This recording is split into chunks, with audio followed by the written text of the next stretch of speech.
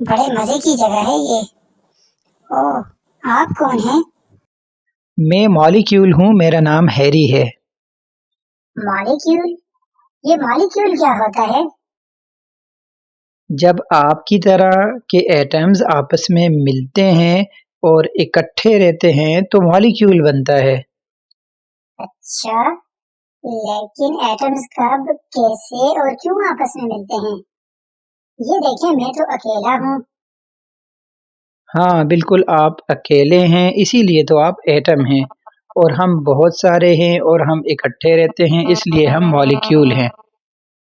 अच्छा, ये बताएं कि क्या एक जैसे एटम्स ही इकट्ठे होकर मॉलिक्यूल्स बनाते हैं?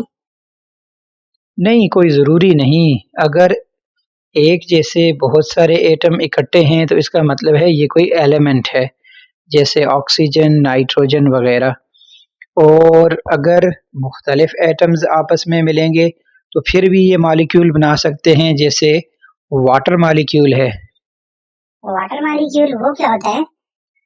वाटर मॉलिक्यूल दो हाइड्रोजन एटम्स और एक ऑक्सीजन एटम से मिलकर बना होता है, जिसको हम H2O कहते हैं। अच्छा।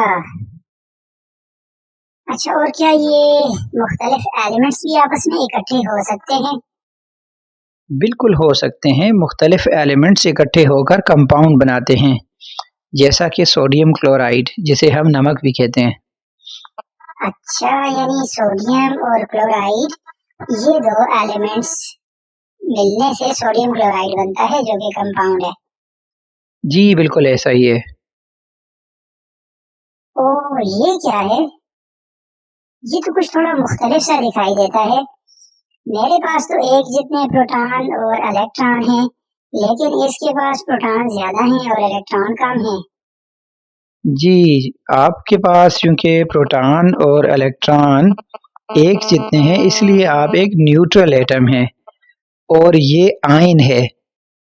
आयन?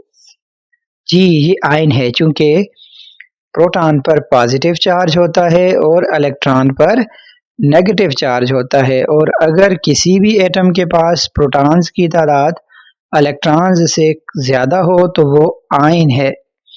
और चूँकि प्रोटॉन्स पे पॉजिटिव चार्ज है, इसलिए ये पॉजिटिव आयन है। और ये रहा नेगेटिव आयन, इसके पास इलेक्ट्रॉन ज़्यादा हैं और प्रोटॉन कम हैं, इसलिए ये नेगेटिव आयन है। हेलो हैरी, कैसे हो आप? आसमान पर बहुत सारे दोस्त आपका इंतजार कर रहे हैं। अच्छा, चलते हैं। ओह, लेकिन हैरी, ये तो बताते जाएं कि ये मॉलिक्यूल बनते कैसे हैं और एक एटम कैसे पॉजिटिव या नेगेटिव आयन में तब्दील होता है।